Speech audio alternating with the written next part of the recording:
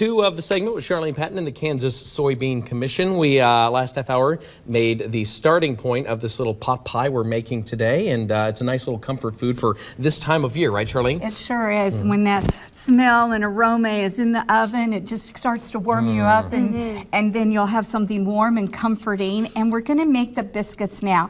And these biscuits go on top of our pot pie, but hey, there is nothing like hot bread when you're serving something in the winter.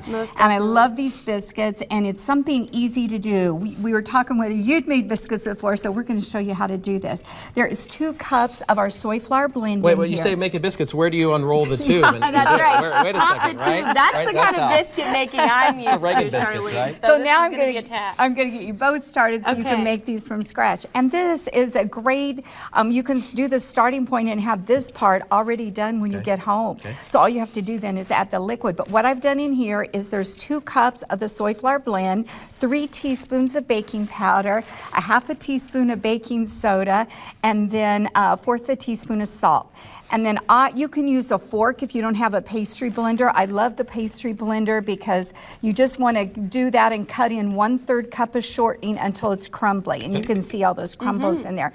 Now we're going to add a half a cup of chopped bacon and our 2 tablespoons of chives. And this is going to make a savory biscuit. That maybe throw in a 1/4 or a 3/4 cup, right? You can add more bacon. Now we're going to add 3/4 cup of buttermilk. Oh my, that's and creamy. we're just going to add that. I love the buttermilk with biscuits. They just are so light and fluffy.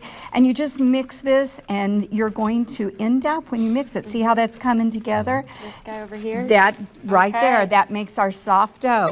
And then what I wanted to show you, Reagan, is that when that comes out like that, we want to knead it. And that makes it so so you push it with this heel of your hand and turn it a 1/4 of a turn and do it again. I'll let you do that, and I'll hold that for you. Here we go. She's cooking. Here we go. I hope you're watching. There you go. No, don't. Then she'll have me making dinner sometimes. Hey, perfect. And you want to do that about 10 times, and you'll get this really nice dough.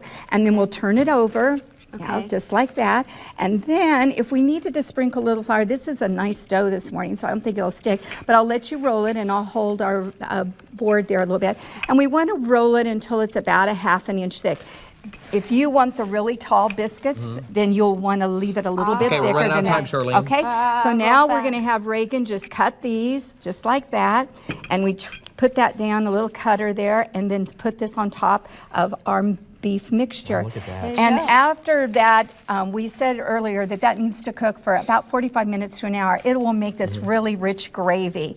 And you can see here then, you want that mixture to be nice and hot. Put the biscuits on it, and then put it in the oven at 400 degrees for about 12 to 15 minutes until the biscuits are brown. And you have dinner ready. It's going back to my desk this or morning. breakfast So in our case. Yeah, no kidding. That's right. Recipe online, right, Charlene? KansasSoybeans.org. We'll bear that.